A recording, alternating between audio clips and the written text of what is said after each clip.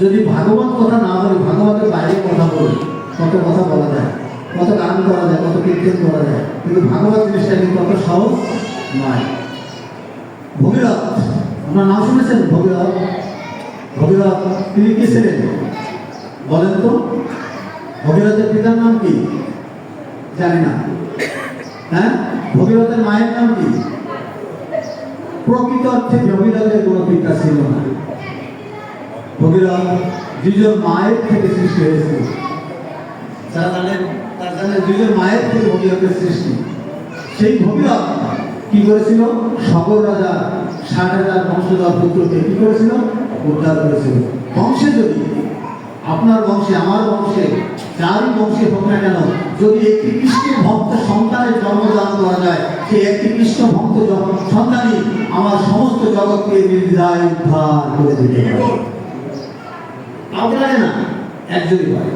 আজকে ছোট্ট একটি চরিত্রের কথা, একজন ছোট্ট আমাদের ভাগবতমের সকলের আগে যে ভক্ত চরিত্রের কথা বলা হয়েছে, সেই ভক্ত চরিত্রটা ছিল সবার থেকে ছোট, অথচ তার প্রতি অসীম জ্ঞান ছিল। এসে প্রহ্লাদ মহারাজ, যার নাম আমরা একটু আগে কীর্তন করলাম। প্রহ্লাদ মহারাজকে একদিন তার পিতা, আমি এমনি অন্য জায়গায় যাবো, প্রহ্লাদ মহারাজকে একদিন তার পিতার নাম কি? হ্যাঁ, হিরণ্যকশিপু। আপনারা একটু উত্তর দিলেন, তাহলে বুঝবো যে আমি কি করে যাচ্ছি। হ্যাঁ, পিতার নাম হচ্ছে হিরণ্যকশিপু। হিরণ্যকশিপু জিজ্ঞাসা করেছিল, হিরণ্যকশিপু তাকে তো কোথায় পাঠিয়েছিল?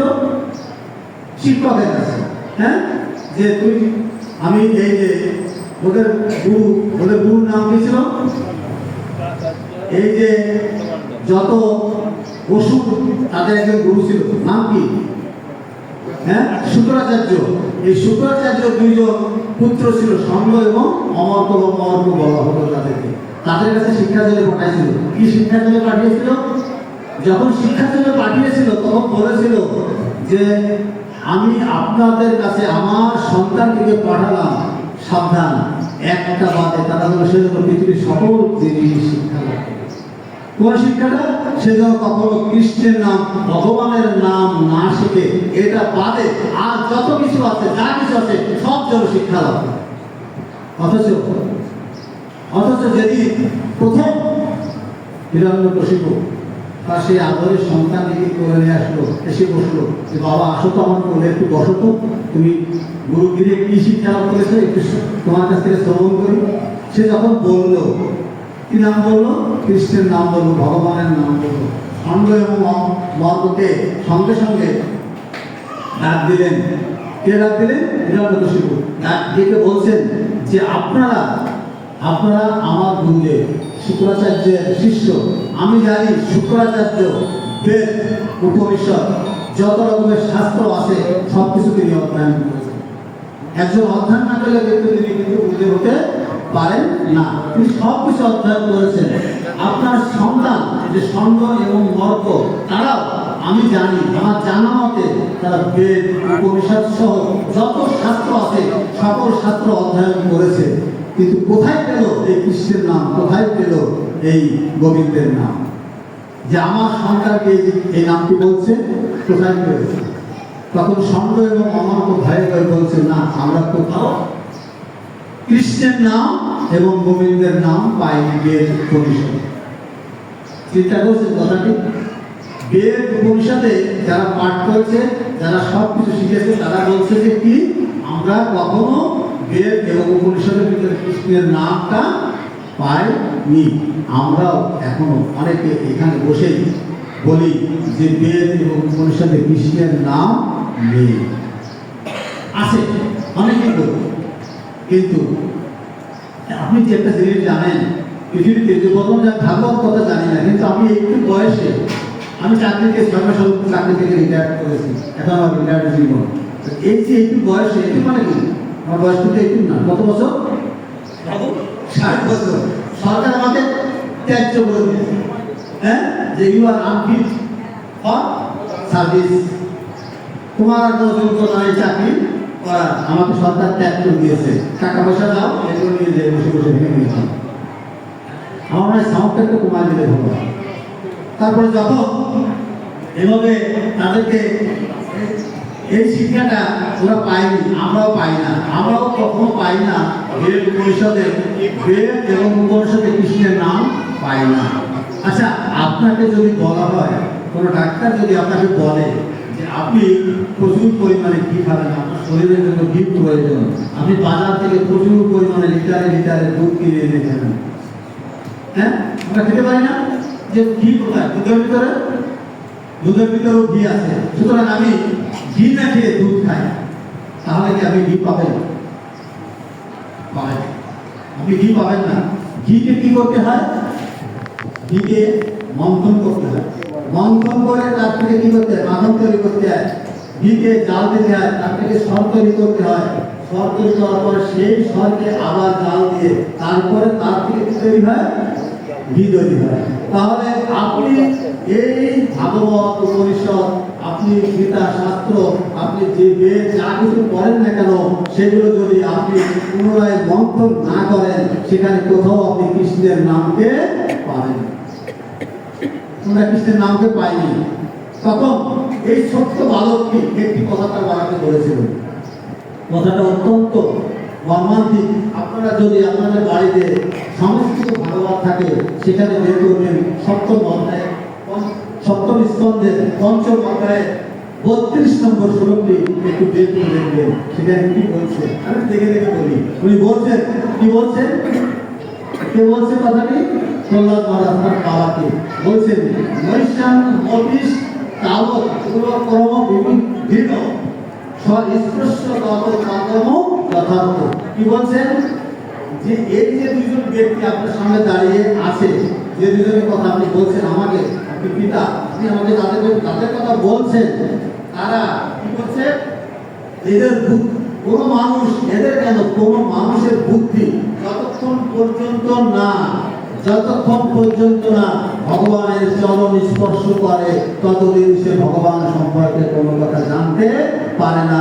হোক সে যত বড় গায়ক, হোক সে যত বড় পাঠক, হোক সে যত বড় সাধক। তারপরে কি বলছেন? বলছেন বহিরাসাং পাদ প্রহ অভিষেকম নিষ্কিঞ্চনা ন বিদিত যাবৎ। এরপরে কথাটি আরো গুরুত্বপূর্ণ। কি বললেন? যতক্ষণ পর্যন্ত না কোনো ভক্ত, কোনো ব্যক্তি তার আরেকজন নিষ্কিঞ্চন ভক্তের চরণধুলি যতক্ষণ পর্যন্ত না সে মাথায় তুলে নাচতে পারে, ততক্ষণ পর্যন্ত তার ভিতরে কৃষ্ণ ভক্তি, কৃষ্ণ প্রেম জাগ্রত হতে পারে। আমরা যারা এখানে বসে আছি, আমরা যে যাই করি না কেন, যতক্ষণ পর্যন্ত না এই ভগবানের চরণ ধুলিতে আমরা আমাদেরকে অভিষিক্ত না করতে পারবো, যতক্ষণ পর্যন্ত এই সমস্ত ভক্ত যারা এখানে বসে আছে, আমি যতবার পাঠক হই, আমি যতবার যাই হই না কেন, যতক্ষণ পর্যন্ত আপনাদের চরণ ধুলি আমার মাথায় না যাবে, আপনার চরণ ধুলি আমার মাথায় না যাবে, আপনি ভক্ত হতে পারবেন না, পারবেন না, পারবেন না। ভক্ত হওয়ার ক্ষমতা আপনার ভিতরে নাই, ভগবান দিবে না। তাহলে কি করতে হবে? আমি একটা দুটো উদাহরণ দিই, ছোট্ট দিই। এখানে সময় কিন্তু খুব সীমিত। তারা একটু পরে এসে বলবেন, বাবু আমাদের কিন্তু অনেক রাত হয়ে গেছে, সেই জন্য এবং আমার আরো ব্যস্ততা আছে। আমি নয় পর্যন্ত যাবো, 4 জন লোক এসেছি, একটা ইঞ্জিনিয়ারিং নিয়ে এসেছি, তাকে নিয়ে যাবো। আমাদেরও বাড়িতেও চিন্তা করে, সবাই চিন্তা অবস্থা বলে সবাই চিন্তা করে। কি কথা বলেন? আমার এই 3টে উদাহরণ দেখেন, আমি 3টে উদাহরণের মাধ্যমে কত 3টে কথা 3টে উদাহরণ দিয়ে আসছি। এখানে এই কথাটা বিরোধী দিচ্ছি, তারপরে আমি অন্য কথায় যাইবো। কি? ভগবান, আপনারা জানেন ভগবান শ্রীকৃষ্ণ তার বাড়িতে একজন ভক্ত গিয়েছিল। বলেন তো কোন ভক্তটা গিয়েছিল? আমরা সকলে জানি, আমি বলা পারি সকালে উঠবো, দাদা ওই হ্যাঁ, সুদামা আমরা নাম শুনেছি না? সুদামা ভক্ত যদি তার বাড়িতে গিয়েছিল, ভগবান শ্রীকৃষ্ণ কি করেছিলেন? দেখেন, ভাগবত কথা শুনলে হবে না, ভাগবত কথা যদি বললাম না, আপনাকে মন্থন করে বীজ উৎপাদন করতে হবে, তবেই তো আপনার পুষ্টি হবে, তবে আপনার কি হবে? পুষ্টি হবে। পুষ্টি আর পুষ্টি এই পাশাপাশি চলবে। যতক্ষণ পর্যন্ত আপনি ওখান থেকে বীজ আবেদন করতে পারবেন, আপনার কাছে ভাগবত ভালো লাগবে। কি বললেন? ভগবান যেদিনকে তার বাড়িতে সেই সুদামা গিয়েছিলেন, তিনি দৌড়ে এসে কি করেছিলেন? তাকে বুকে জড়িয়ে ধরেছিলেন। কি তার পরনে কি ছিল? একটা ছেঁড়া কাপড় সকলে থেকে আশ্চর্য হয়ে গিয়েছিল যে ভগবান পাগল হয়ে গেল নাকি, ওরকম একটা ছেঁড়া কাপড় পরে আসছে, তাকে যে জড়িয়ে ধরেছেন, তাকে ধরে ঘরে ভিতরে নিয়ে আসছেন, নিয়ে এসে বলছেন, হে রুক্মিণী, হে রুক্মিণী, আমার প্রিয়তম স্ত্রী তুমি কোথায় আছো, শীঘ্রই একটু শীতল জল নিয়ে আসো। বলেছিলেন না? আমি আমার কথা বলছি, বলেন ভাগবতের কথা বলছি, একটু জল নিয়ে আসো। বলে কেন? বলে আমার বাড়িতে আমার একজন পরম ভক্ত এসেছে, তার চরণ ধৌত করতে হবে। তুমি জানো এই তারকা নগরীতে আমি এত সুন্দর একটা বিল্ডিং তৈরি করেছি, এত সুন্দর একটি ঘর তৈরি করেছি, সেই বাড়িতে আজ পর্যন্ত একজন বৈষ্ণবের পদধূলি পড়েনি। আজকে আমি পেয়েছি, কি করবো জানো? তুমি চলো, তুমি জল নিয়ে আসো। জল নিয়ে এসে কি করলো? সঙ্গে সঙ্গে চরণ ধৌত করেছে কে? ভগবান স্বয়ং নিজে। কেউ করেছেন এর ভিতরে কয়জনকে করেছেন? কয়জন বৈষ্ণবের পদধূলি দিয়েছে? কয়জন বৈষ্ণবের আমি চরণ দিয়ে ধৌত করে দিয়েছি? বলেন দিয়েছি কেউ? কার কাছে শিখছি? ভগবানের কাছে শিখা। এই শিক্ষাটা আমরা নিচ্ছি, তারা নিইনি। তাহলে আমি কি করে তাকে পাবো? ভগবান বলেছে যদি আমাকে পেতে চাও তাহলে কি করো? আগে আমার একজন ভক্তকে তোমার বাড়িতে ডেকে দাও। কেন? যখন তোমার বাড়িতে একজন ভক্ত যাবে, আমি ভগবান কথা দিচ্ছি, আমি শ্রীকৃষ্ণ কথা দিচ্ছি, আমি চৈতন্য মহাপ্রভু করেন ভগবান, আমি কথা দিচ্ছি ওই ভক্তের ভীষণ ভীষণ আমি শুনে শুনে তোমার বাড়িতে যাবো। কেন যাবো জানো? যাবো কেন যাবো? যাবো এই কারণে যাবো যে ওই ভক্ত যখন তোমার ভীষণ ছুটে ছুটে তোমার বাড়িতে যাবে, ওই ভক্তের চরণধুলি, ওই ভক্তের পদস্পর্শে ধুলি উঠবে, আর ওই ধুলিতে আমি স্বয়ং ভগবান, আমি নিজেই পবিত্র হবো। জয় জয় নিতাই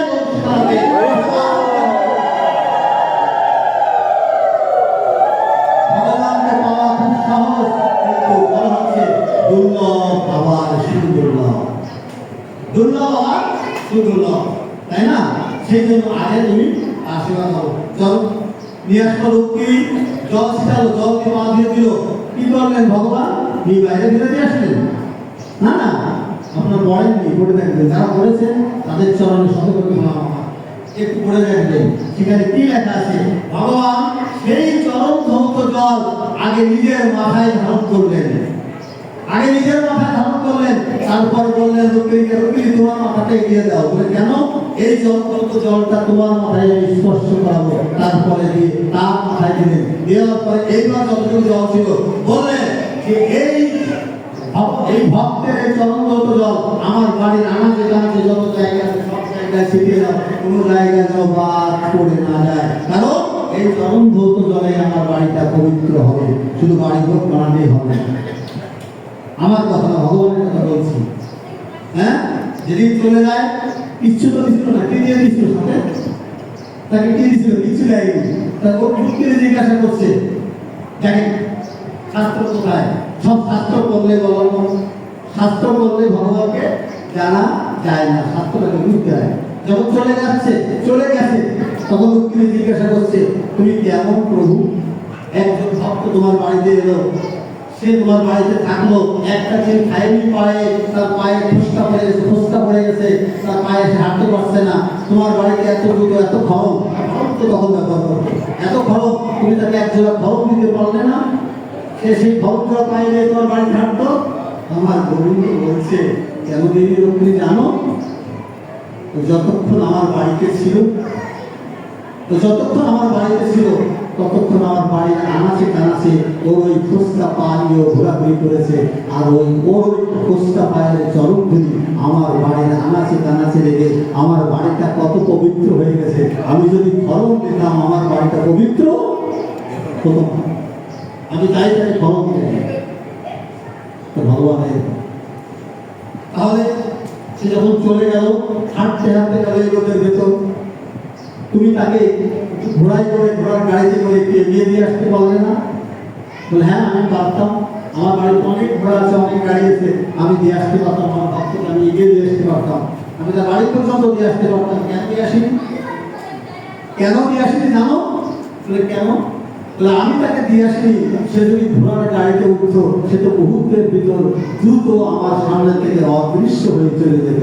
আমি তাকে দেখেছি সে যাচ্ছে, আমি তার দিকে তাকিয়ে আছি যে আমার একজন ভক্ত আমার বাড়ি থেকে যাচ্ছে, একজন ভক্ত আমার বাড়ি থেকে যাচ্ছে। যত দূর পর্যন্ত আমি পেরেছি তার দিকে আমি চোখ রেখেছি, তার দিকে আমি তাকিয়ে আমার ভক্ত আমার বাড়ি থেকে আমি বিদায় নিচ্ছি। এই হচ্ছে ভক্ত। ভগবান দেখা যায় না, আমরা দেখি না, আমরা বুঝি না। আমরা ওই যে আইসি কালো একটা লোক আসছে, দাদা লোক কালো, তাই তো দাদা মনে করেন না, কালো একটা লোক আসছে, সে একটা জামা গাড়ি আছে, তার চলন ধৌত চলাম, আমি বাড়িতে বসে বসলে আগে চলন ধৌত জল দিতে হয়, আমরা কেউ এটা করি না। দ্বিতীয় আরেকটা কি বলেছি, ভক্তের ভক্তের চরণ রেণু, তাই না? ভক্তের পায়ের ধুলা কি করতে হয়? সর্বঙ্গে মাখতে হয়। কে রেখেছিল? এখানে অনেক কিছু আছে, আমি শুনেছি। সবার কাছে ক্ষমা চেয়ে নিচ্ছি আমি, যে আপনাদেরকে সময় দিতে পারলাম না, আমি ব্যস্ত আছি, আমাকে ক্ষমা করবেন। হয়তো আপনারা অনেক ভালো ভালো কীর্তন শোনাতেন, ভজন শোনাতেন, আমি আমাদের সময়টুকু নিয়ে নিলাম। আপনাদের কথা আমি আপনাদেরকে বিরক্ত করছি, কিছু মনে করছি। আপনারা বলেন, এই যে দাদা আমাকে জিজ্ঞাসা করেছিলেন চৈতন্য মহাপ্রভু সম্পর্কে, এই চৈতন্য মহাপ্রভু যিনি এনেছিলেন, ডেকে এনেছিলেন, ওই যে আমার ওই পবিত্র বললেন, সে যদি গৌর না নিত আমরা কে সে নাম জানেন? এই কীর্তন এই মন্দিরে জন্ম থেকে এই কীর্তনটা এখানে হচ্ছে, অথচ তার নামটা বলতে একটা পারছে অদ্বৈত প্রভু। এখন নামটা বলে উঠতে হবে, তাই না? অদ্বৈত প্রভু তাকে এনেছিলেন। কে ছিলেন অদ্বৈত প্রভু? শিবের অবতার অদ্বৈত প্রভু। তাকে আজকে তিনি এনেছিলেন এই আমাদের কলিযুগের জন্য, আমাদের কলিযুগকে উদ্ধার করার জন্য। দাদা বলেছেন যে কেমন করে এনেছিলেন, কথা বলতে গেলে কথা বেড়ে যাবে। কেমন করে এনেছিলেন? উনি প্রতিদিন গঙ্গায় যেতে জল দিতেন, পুজো করতেন না দাদা? পুজো করতেন আর ডাকতেন, ভাবো তুমি আছো কোথায়? কৃষ্ণ তুমি আছো কোথায়? মলিন তুমি এসে তাদেরকে উদ্ধার করো। উনি বললেন তাকে আসেন না, আমার স্ত্রী স্নান করেন, কোনদিন আসেন না। ওই সে কি অদ্বৈত প্রভু মানে কি? সতীমাতা অদ্বৈত প্রভু আসছেন আর কোথায়? সতীমাতার গর্ভে। সতীমাতা প্রতিদিন নদীতে স্নান করে, সেই সুরধনী নদীতে, সেটা এখন নবদ্বীপ, 9টা দ্বীপ নবদ্বীপ। সবাই তো গেছে মায়াপুরের মন্দির দর্শন করতে, আসল জায়গাটাই দর্শন আমাদের দরকার। হ্যাঁ, সেখানে উনি প্রতিদিন স্নান করতেন, আর জলের মধ্যে জায়গায় গৌর করে রাখতেন। আসেননি?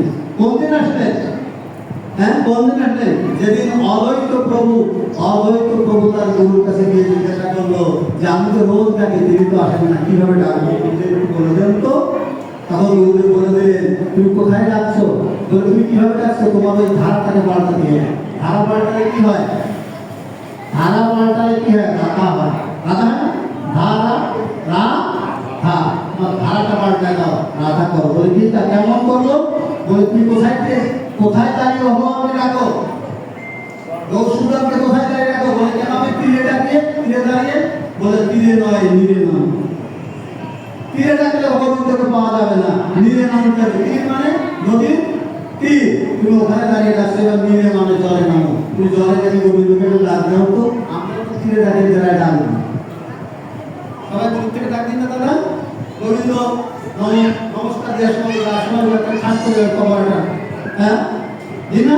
তাহলে এরা তীরে দাঁড়ায় টাকা, দাঁড়ায় টাকা কি জানেন? এখানে সাষ্টাঙ্গ প্রণাম করা, এটা হচ্ছে তীরে দাঁড়িয়ে টাকা। বলে দিয়ে দাও, এবার জল নেমে গোবিন্দকে ডাক দেন। সেই জলের উদান, সেই বর্ষা, সেই ফুল, সেই জল সব কিছু দেয় সতীমাতার গর্ভে লাগলো। গর্ভে সেদিন থেকে সতীমাতা আমার গর্ভ ধারণ করলো। আমার গৌর প্রভু আবির্ভূত হলো,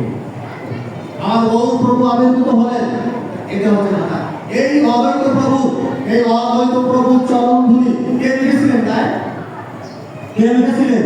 অদ্বৈত প্রভু চরণ ধুলি আমার চৈতন্য মহাপ্রভু গায়ে লিখেছিলেন। গায়ে উনি সবসময় ওই লিখে রাখতেন, গায়ে ওই অদ্বৈত প্রভু চরণ ধুলি উনি মাটি দিয়ে, ওনার মাটিতে একটা বাড়ি করতেন, বাড়িতে সেটা আমরা চন্দন করি।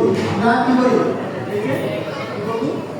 আমরা চন্দন করে তিলক করি। ওরকম করে উনি সমস্ত গায়ে মাখতেন, গৌর প্রভু গায়ে মাখতেন। দেখাই দিয়েছেন কিভাবে ভক্তের চরণ গায়ে মাখতে হয়। আমরা দেখেছি। হ্যাঁ, আসেন এই মুহূর্তে আমরা যে পাশে বসেছি, একটু ভক্ত সঙ্গে যোগাযোগ করে সকলে আমরা একটু ভক্তের চরণ গায়ে মাখিয়ে নিই।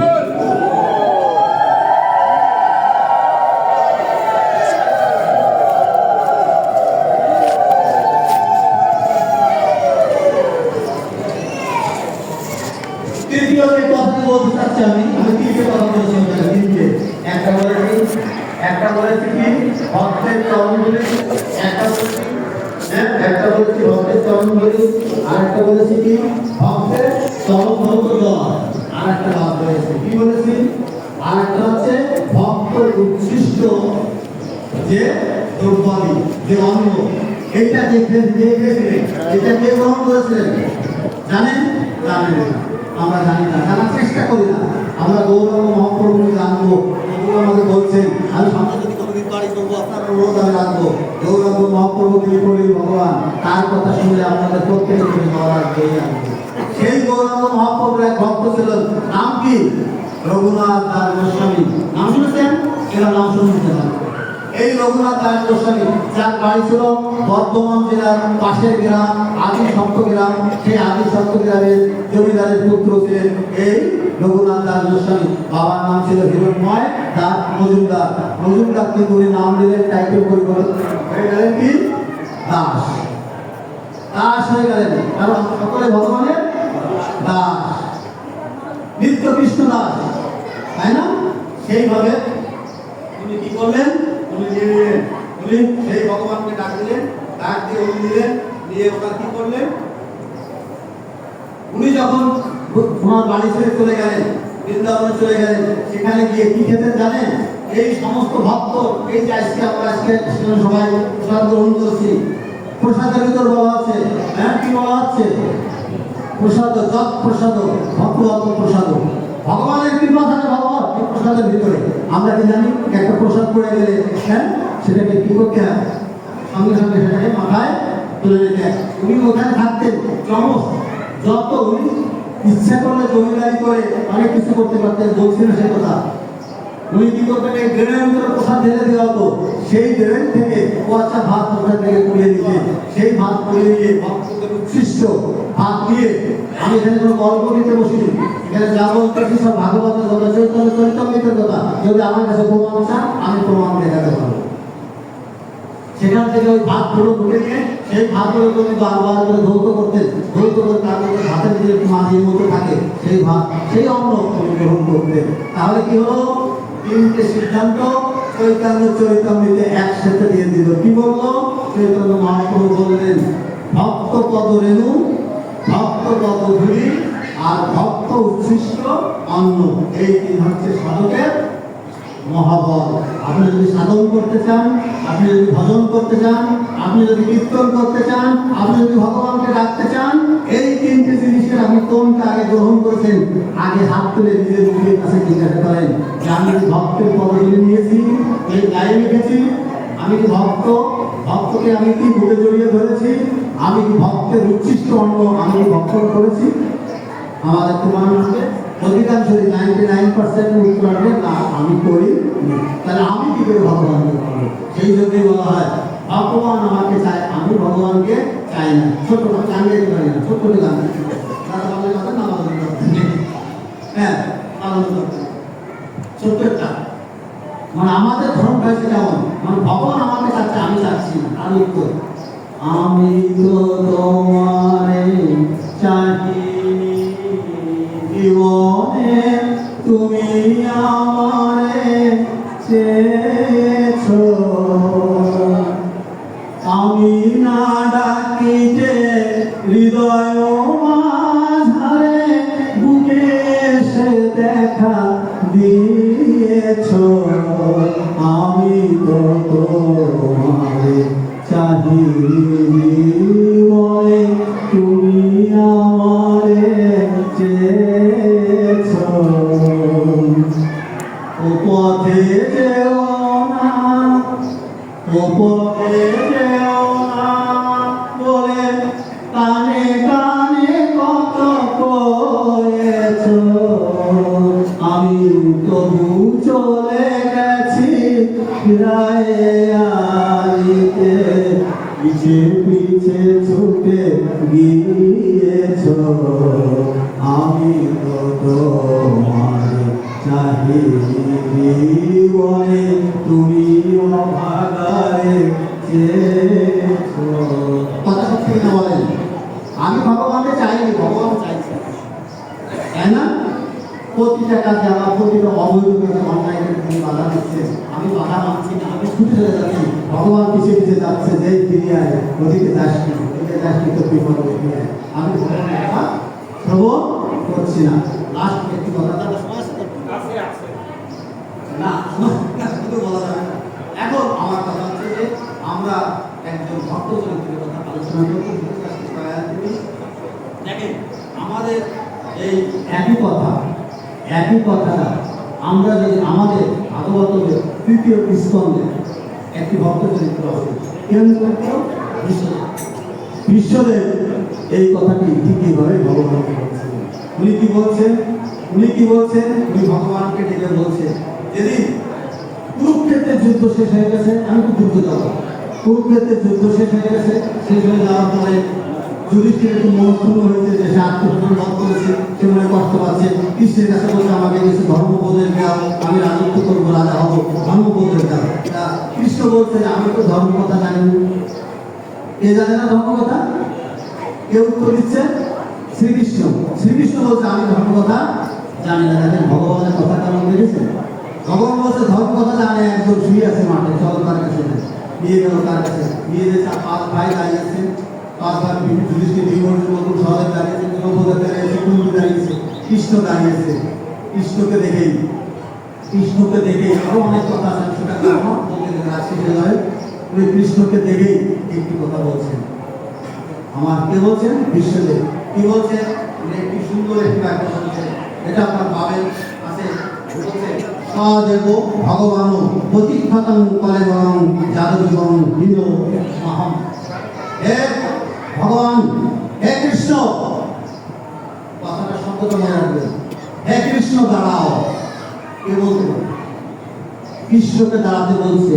এই জগতে সবকিছু যার ভয়ে চলে, যার ভয়ে দাঁড়িয়ে যায়, তাকে বলছে। কে বলছে? কৃষ্ণকে বলছে দাঁড়াও। বলছে কোথায়? কৃষ্ণ চলে গেছে, তাকে দেখে যে তাকেও বলছে, আমাকে বলছে, হ্যাঁ তোমাকে বলছে তুমি দাঁড়াও। বলে দাঁড়াবো, কতক্ষণ দাঁড়াবো? কতক্ষণ দাঁড়িয়ে থাকবো? কৃষ্ণ জিজ্ঞাসা করছে। তো বলছে তলে বরং যাবো হীন মাহম। তুমি ততক্ষণ পর্যন্ত আমার সামনে দাঁড়িয়ে থাকবে যতক্ষণ পর্যন্ত না আমার দেহ থেকে প্রাণ বহির্গত হয়। কে বলছেন এ কথা? বিশ্ব বলছেন।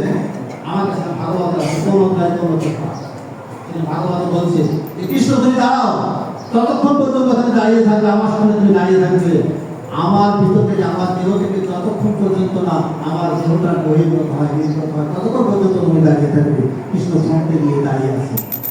এরপর বলছে কৃষ্ণ এই কথা শুনে কৃষ্ণ মুখটা একটু বেলান হয়ে গেছে, জগতে কেউ তো আমাকে করে দাঁড়িয়ে থাকতে পারে না, আমি তো কতজনের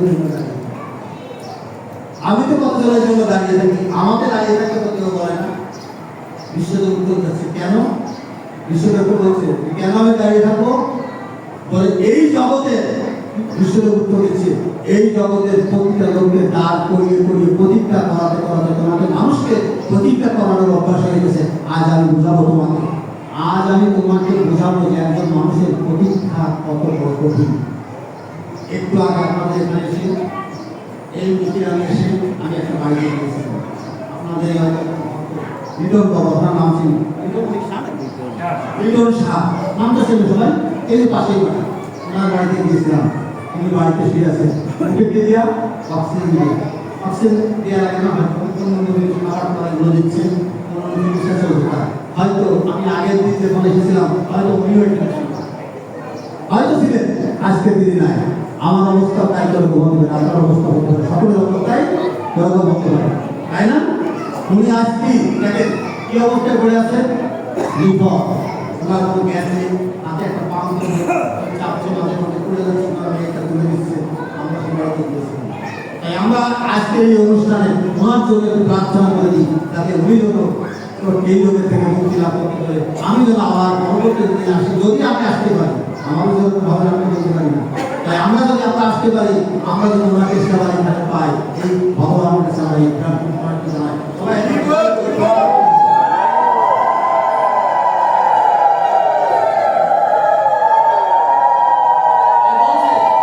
আমি কেন দাঁড়াবো? প্রতিজ্ঞা করার কষ্ট, কত বেদনা, কত বেদনা, কত বেদনা দেয় তোমাকে তা বলছে তোমার মুখটা মলিন হয়ে গেল কেন? কৃষ্ণকে বলছে, কৃষ্ণকে বলছে যে তোমার মুখটা এমন মলিন হয়ে গেল কেন? তোমার তো দুটো অস্ত্র, কৃষ্ণের কয়েকটা অস্ত্র? বিশ্বের কথা বলছে, বিশ্ব বলছে যে এখানে বলছে প্রসন্ন হাস্য বরুণ লোচন উল্লাসন মুখাম্বুজ ধ্যান বসিত পথগাম। উনি বলছে ততক্ষণ পর্যন্ত তুমি চতুর্ভুজ মুখ দিয়ে আমার সামনে দাঁড়িয়ে থাকবে, ততক্ষণ পর্যন্ত দাঁড়িয়ে থাকবো, আমার জীবন ততক্ষণ বিকল্প না হবে। বলছে যে তোমার মুখটা মলিন হয়ে যাবে, তোমার মুখে তোমার মাত্র অস্ত্র দুইটি, ভগবানের অস্ত্র কয়টি, কৃষ্ণের অস্ত্র কয়টি? দুইটি। একটি হচ্ছে হাসি আর একটা হচ্ছে বাঁশি। টাকা বলবে ভগবান শ্রীকৃষ্ণের অস্ত্র হচ্ছে মাত্র দুইটি, একটা হচ্ছে হাসি আর একটা হচ্ছে বাঁশি।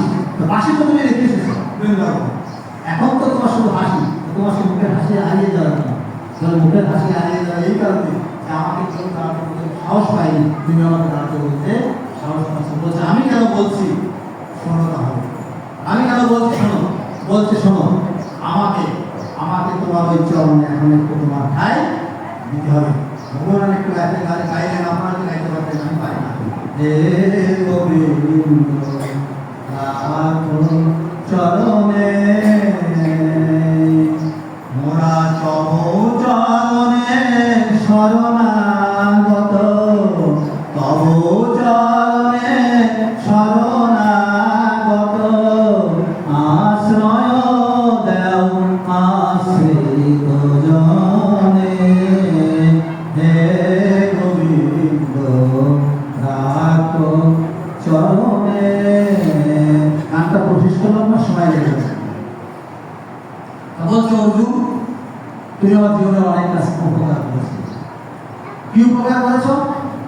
কৃষ্ণ বলছে, কৃষ্ণ বিশ্বদেব বলছে জানো কৃষ্ণ, আমি অনেকদিন আগে আমার এই দেহটা তোমাকে দিতে চেয়েছিলাম, আমি দিতে পারিনি। কেন দিতে পারবো? আচ্ছা আমরা কি কেউ দিতে চেয়েছি? আমাদের নিজেদের কাছে যদি প্রশ্ন করি আমরা তো বলবো যে না, কৃষ্ণকে আমি দেহ দেবো। কৃষ্ণ আর কেন? আমার দেহ দেবো আমার স্ত্রীকে, আমার দেহ দেবো আমার পুত্রকে, আমার দেহ দেবো আমার জামাইকে, মেয়েকে, বন্ধু বান্ধবকে। আমার দেহ কেন আমি কৃষ্ণকে দান করবো? আপনাদের মেলা সময় নিয়েছি, ব্যর্থ হচ্ছে নাকি? একটা সময় দিতে হবে কিন্তু বিশেষ করে বলছে না, আমার দেহ আমি দিতে চেয়েছি কিন্তু পারিনি। কেন পারিনি জানো? পারিনি একটি মাত্র কারণে, কারণ আমার যে দেহটা আমি বন্ধ রেখেছিলাম। দেহ কি রেখেছিলাম? বন্ধ। এরকম বন্ধ বলছে শোনো শোনো কৃষ্ণ, তুমি তো ধর্ম উপদেশ দাও, তোমাকে একটা ধর্ম উপদেশ দিই। সেই ধর্ম উপদেশটা কোথায় আছে? আমাদের চৈতন্য চরিতামৃতে আছে। কি আছে লেখা? একটা ছোট্ট কথা লেখা আছে। কি লেখা আছে? কথাটি বলা আছে যে বিষয়ের অন্ন খাইলে কি হয়? বিষয়ের অন্ন খাইলে মলিন হয় মন, মলিন মনে না হয় কখনো কৃষ্ণের স্মরণ।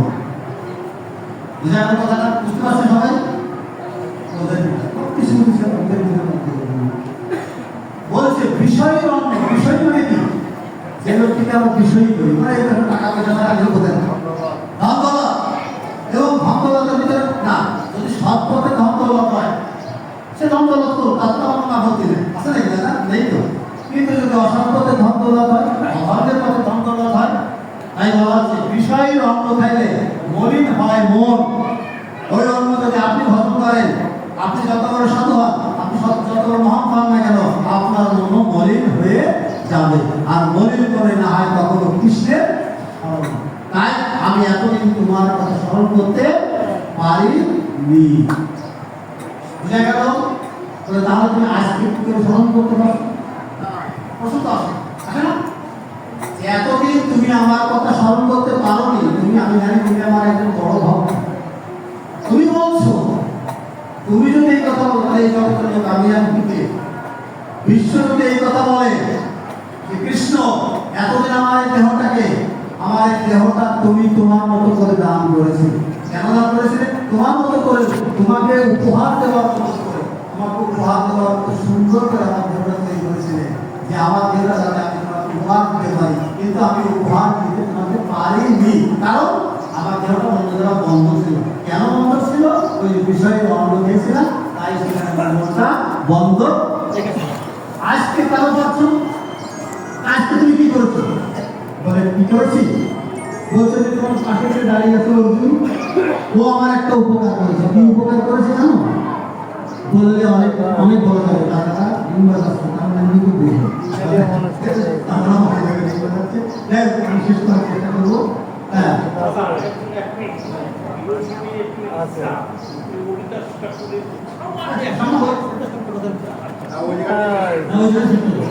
বলছে মানে এই বিশ্বদেব পরিবার সাথে কিন্তু একই রকম। হ্যাঁ, বিশ্বদেব লীলা করে আমাদের সঙ্গে লীলা হয়ে তারপর আমি এই যে বলছে যে কি তোমার এতদিন দিতে পারোনি কেন? এতদিন তোমার আমার কথা মনে হয়নি কেন? বলছে মনে হয়নি যে বিষয় বিষয়কে মানে দুর্যোধনকে সবাই জানেন দুষ্ট অধর্মের পথে যে অর্থ উপার্জন করে তাকেই বলা হয় বিষয়। এই বিষয়ে এই অধর্মের পথের অন্ন আমি গ্রহণ করেছিলাম, সেই অন্ন থেকে আমার শরীরের সমস্ত রক্ত উৎপাদন হয়েছে। কিসের রক্ত উৎপাদন হয়? কিসের থেকে? অন্নের থেকে। অন্নের থেকে রক্ত না, শুধু অন্নের থেকে সন্তানের বীজ উৎপাদন হয়। আরো অন্নের থেকে সন্তানের বীজ উৎপন্ন হয়। এই জন্য বলা হয় যদি আপনার বীজ যদি খারাপ রক্ত থেকে মানে যদি খারাপ খাদ্য খেয়ে ওই যে অধর্মের রক্ত খেয়ে যদি আপনার বীজ উৎপন্ন হয়, সেই বীজ থেকে যদি কোনো সন্তান উৎপাদন হয়, সে সন্তান অবশ্যই বিপদে যাবে যাবে কৃষ্ণের। তাই তারপরে এবার বলছে যে বিষয়টা এতদিন যাবে না, তোমার স্বামী ওই যে অর্জুন তোমার তার বিষয় কি প্রকার করে জানো? যখন কুরুক্ষেত্রের যুদ্ধ হয়েছে তখন সে একটা একটা করে আমার কুরুক্ষেত্রের যুদ্ধ করে যখন এদিকে আমি যখন সরসজ্জায় শায়িত হয়েছি তখন একটা একটা করে তীর মেরেছে অর্জুন আমার বুকে, আমার পিঠে, আমার মুখে, আমার নাকে, আমার সর্বাঙ্গে। আর কি হয়েছে? কি হয়? তীর মারছে আর আমার প্রতিটা অঙ্গ থেকে ফোটায় ফোটায় ফোটায় ফোটায় রক্ত ঝরেছে। আর এই রক্ত ঝরে এখন শরীরে আমার আর কোনো দূষিত রক্ত নাই। তাই তোমার কথা আমার মনে হয়েছে তাই তোমার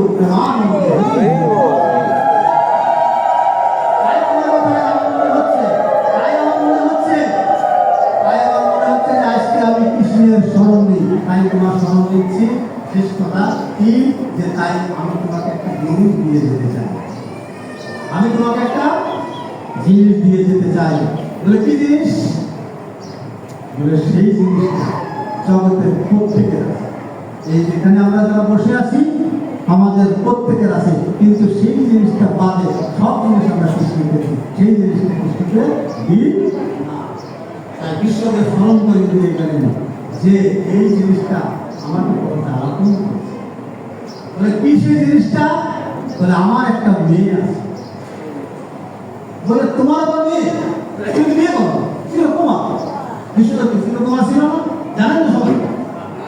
বিশ্বদেব আমি বিয়ে করবো, বিয়ে করেনি, তার মেয়ে আসলে কোথায়? অবৈধ মেয়ে? বলে না, বলে এইটা হচ্ছে বৈধ। পৃথিবীর সব থেকে বৈধ মেয়ে আছে এইটি, কারণ এই মেয়ের জন্মদাতা হচ্ছে স্বয়ং ভগবান শ্রীকৃষ্ণ। তুমি জন্মদাতা তুমি, কিন্তু আমি আমার সেই মেয়েটিকে বিয়ে দেওয়ার জন্য আমি একজন পিতৃঋণগ্রস্ত একজন পিতা।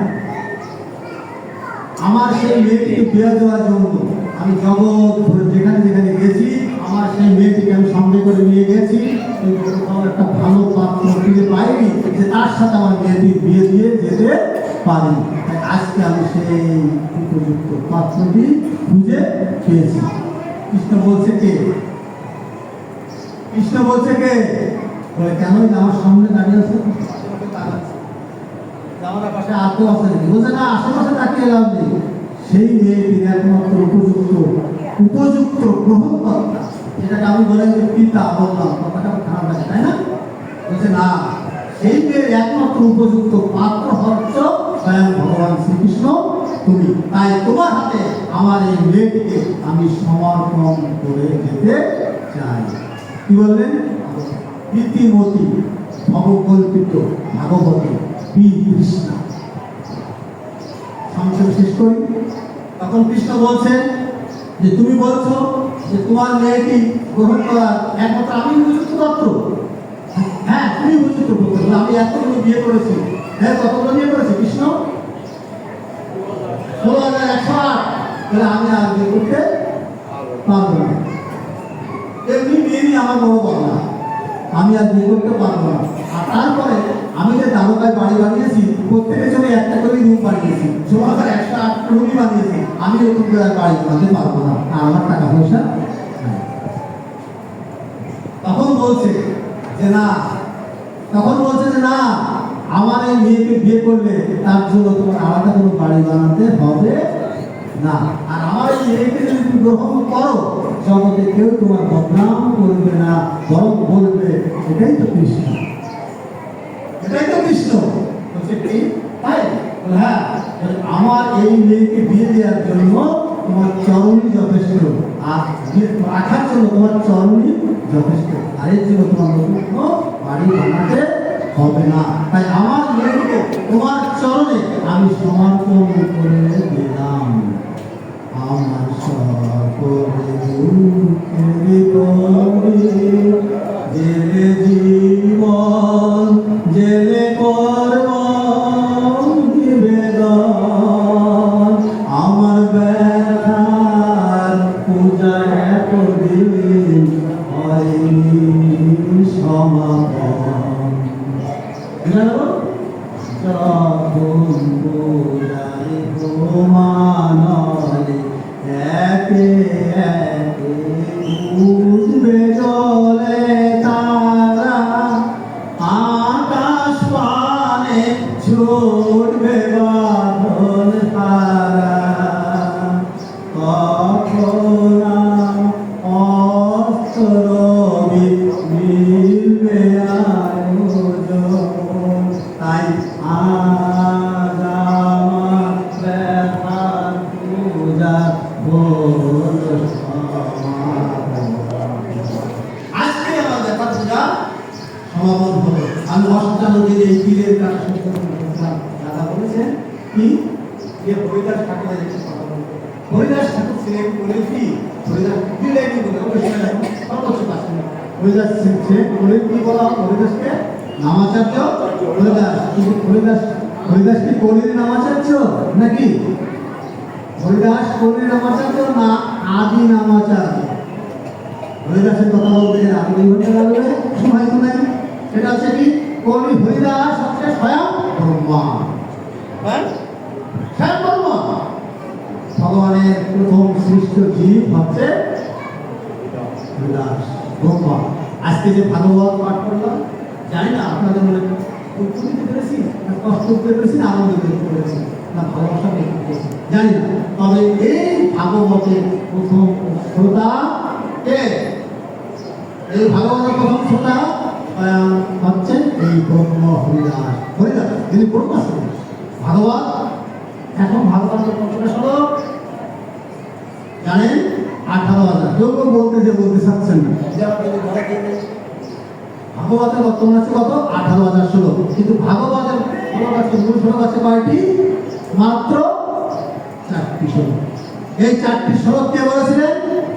যেখানে যখন নাভি থেকে ভগবানের নাভি থেকে ব্রহ্মা উৎপত্তি হয়েছিল, তখন বলেছিলেন ভগবানের প্রথম শ্লোকটি করে রাখলেন তেনে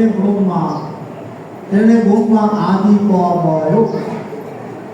এই ব্রহ্মা আছে আদি কবি, যাকে ভগবান এই ভাগবত প্রথম জ্ঞানটা দিয়েছিলেন 4টি মাত্র শ্লোকে। ভগবান দিয়েছিলেন কাকে? ব্রহ্মাকে। ব্রহ্মা দিয়েছিলেন কাকে? ব্রহ্মাকে জ্ঞান দিয়েছিলেন কাকে? নারদকে। আপনাদের প্রতিদিন অনুষ্ঠান হয়, উত্তর দিবেন, ভালো লাগে। ব্রহ্মা দিয়েছিলেন নারদকে। নারদ দিয়েছিলেন কাকে? হ্যাঁ, এই যে বললেন ব্যাসদেবকে।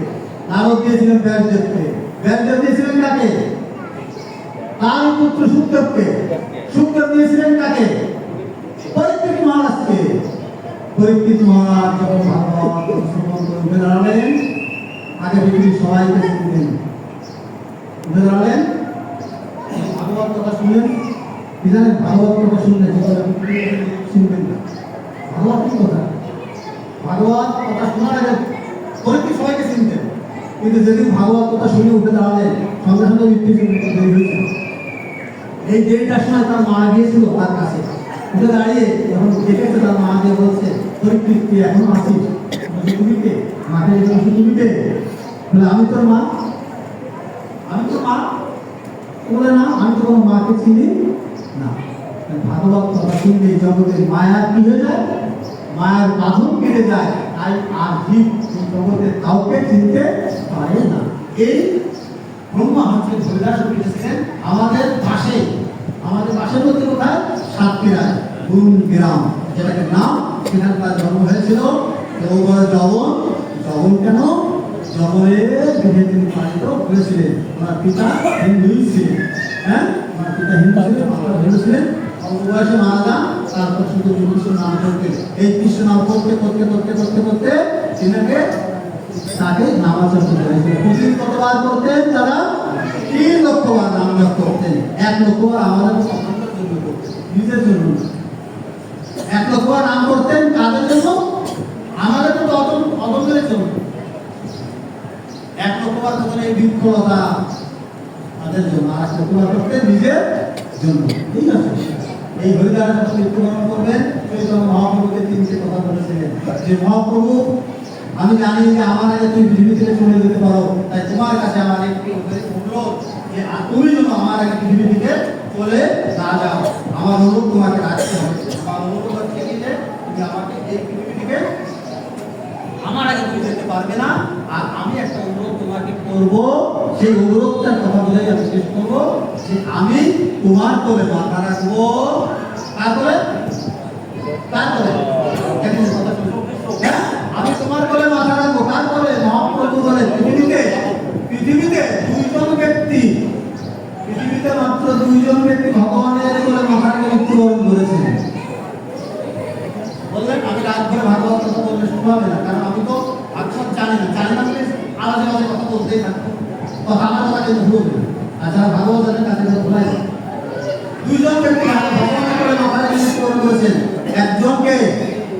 একজন আছেন এই হরিদাস, এবং একজন ব্যক্তির ভক্তকর্ম, যেটাকে অন্ত্যেষ্টি ক্রিয়া বলি, ভগবান স্বয়ং নিজে হাতে করেছেন। তিনি হচ্ছেন কে? এই হরিদাস ঠাকুর। হরিদাস ঠাকুরের জন্য ভগবান নিজে হাতে গ্রামকে গ্রাম ভিক্ষা করেছেন। ভিক্ষা করে সেই অন্ন দিয়ে তার অন্ত্যেষ্টি ক্রিয়া পালন করেছেন চৈতন্য মহাপ্রভু। এবং সেদিন চৈতন্য মহাপ্রভু বলেছিলেন, যে ঘাটে দাহ করেছিলেন, সেই ঘাটটা বলেছিলেন যে এতদিন এই সাগর ছিল সাগর, আজকে এই সাগর মহাসাগর হলো না, আজকে এই সাগর এই প্রতিটা ঘাট হয়ে গেল মহাতীর্থ। আর এই জায়গায় স্নান করবে সে পেয়ে গেল স্বর্গের সিঁড়ি, স্বর্গের টিকিটটা কনফার্ম। ওই ঘাটে স্নান করবে। ভগবান চৈতন্য মহাপ্রভুর কথা সেদিন চৈতন্য মহাপ্রভুকে বলেছিল, তোমার কোলে মাথা রাখবো, তোমার মুখের দিকে তাকাবো, আর মুখে কি একটা উচ্চারণ করবো। কি উচ্চারণ করবো আমরা জানি না। কেন? আমরা কলির ধর্ম কি তাই তো জানি না। তাদের কথাটা বলছি, কলির ধর্ম কি, কলিকালের ধর্ম কি। এই যে আমাদের এখানে পলাশ পর্ব আছে, আমরা পাঠক দেখি শুনি। কলির ধর্ম কি? নাম, হরিনাম সংকীর্তন। হরিনাম সংকীর্তন ছাড়া কলিতে কোনো ধর্ম নাই, কলিতে কোনো পূজা নাই, কলিতে কোনো যজ্ঞ নাই, কলিতে কোনো তপস্যা নাই, কলিতে কোনো ধ্যান। হ্যাঁ, এটা করবো। এই নাম তোমার এই শ্রীকৃষ্ণ চৈতন্য নাম উচ্চারণ করতে করতে আমি মৃত্যুবরণ করবো। 3টে কথা মনে থাকবে আপনাদের। কি কি বলেছিল? এখনই বলে নেই অনেকে। তোমার কোলে মাথা রাখবো, তোমার চোখের দিকে তাকাবো, তোমার মুখের দিকে তাকাবে, তোমার ওই 4 রকম দেখতে দেখতে আমি কি করবো? তার রকম দেখতে দেখতে তার মুখে হরিনাম করতে করতে আমি মৃত্যুবরণ করবো। রাধাও এই কথাটি বলেছিলেন। সেই রাধার ছোট্ট একটু দিলেন, আমি গান গাইতে পারি না, আমি বলেছি ক্ষমা করে দেবেন, শুরু কাটতে দেবেন, তার কেটে দেবেন, তবু একটু তুলে রাখেন। রাধা কি বলেছিলেন? রাধা বলেছিলেন, যদি কোনোদিন এখানে আবার আসি, উদ্ধব চরিত্র যদি কোনো আলোচনা করি, সেখানে এই কথাটি পাবো। কি বলেছেন? যমুনা তটিনী কুলে কেলি কদম্বের মোরে মোরে চলে তরাই, অন্তিমের বন্ধু হয়ে যমুনা পিতা